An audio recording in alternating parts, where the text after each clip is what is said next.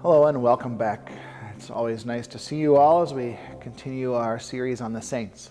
Today I would like to say a few words about St. Lucy. Now, St. Lucy is the patron saint of people with blindness or other eye disorders.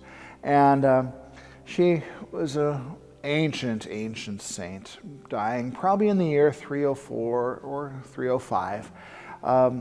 She isn't somebody we really know all that much about. There are some legends, and I'll tell you a little bit of that today.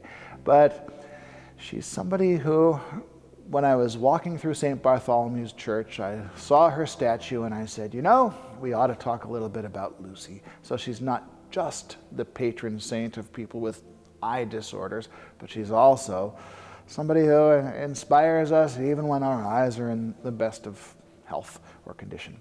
So anyway, today, I'd like to tell you about the world she lived in. Now, the emperor at the time was Diocletian.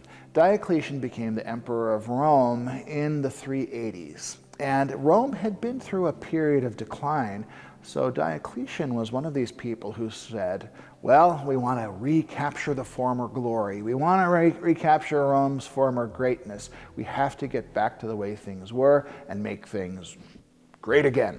And that's how he felt. And he looked around and asked, what has changed? And one of the things that had changed in the Roman Empire was more and more people were embracing Christianity. And he thought that was a problem. In part because in embracing Christianity, they were turning their back on, the old Roman gods. But more importantly, they were turning their back on the idea that the emperor himself was divine. And so he saw it as a sign of decay and a sign of corruption, and, he saw them as undermining the strength of the empire. So he did what he could to stamp out the faith. First, he expelled all Christians from serving in the army. And then he expelled all Christians from serving in his government. And then he made all sorts of laws outlawing the clergy and telling Christians that they had to sacrifice to the Roman gods in general and sacrifice for the emperor in particular. And that's where things got to be pretty rough, because Christians couldn't do those things in good conscience. And so many of them had to move underground. They had to hide their faith. They had to celebrate Mass in odd locations because they didn't want to be arrested by the authorities and maybe tortured, maybe killed. Now, Saint Lucy grew up in that world. And she was born into a wealthy family in Sicily. Her father died when she was 5, but she and her mother survived reasonably well. She knew about the persecution, and she was living in the time of the persecution. And so one of the things she did was she would take food to those Christians who were hiding down in the catacombs.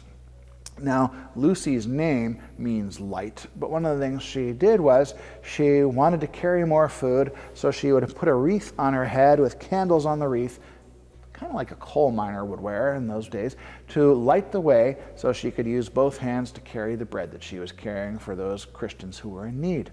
And so the light sort of became a symbol of who she was and what her ministry was about.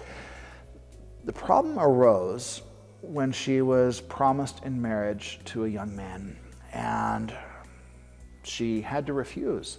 Her mother was a very sickly woman, and Lucy prayed and prayed and prayed for her mother. One day she went to a shrine, the shrine of St. Agatha, and she was praying for her mother's health, and she was promised that her mother would get better, but she promised herself, because of that, and she would devote her life to Christ and devote her life or herself to a life of perpetual virginity for the sake of the kingdom.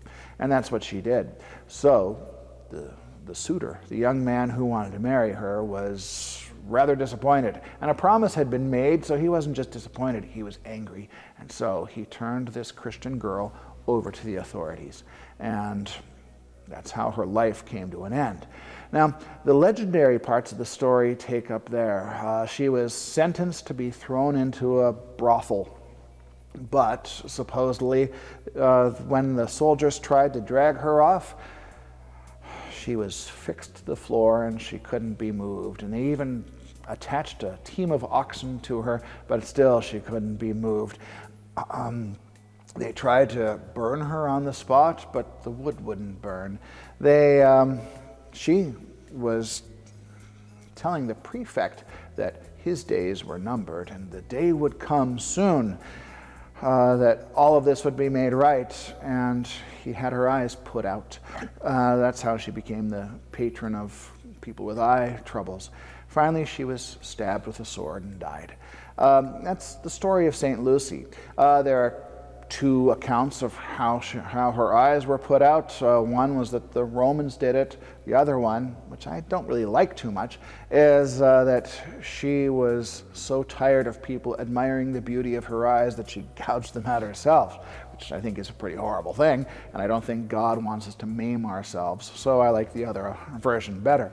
But what impresses me about Lucy, and what impresses me about saints like her, and there are many, there's St. Agatha, there's St. Barbara, there's St. Catherine, there's St. Agnes.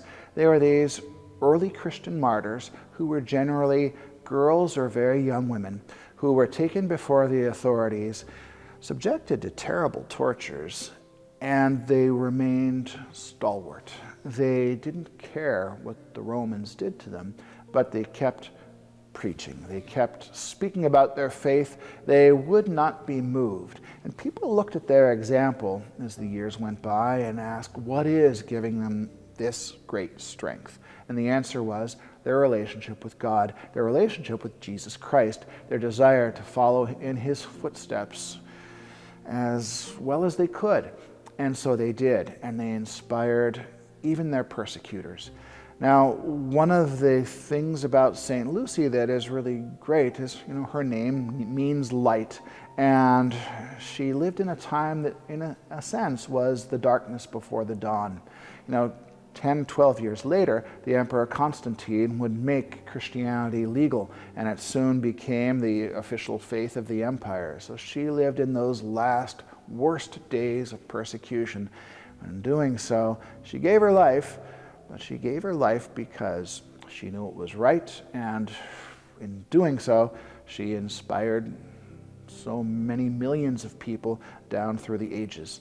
So her feast day is December 13th.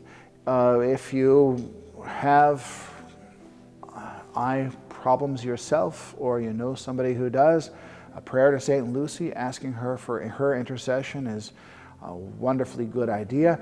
And even if you don't think about her in those terms, think about the example of a courageous young woman who stood up to the authorities in the name of what was right.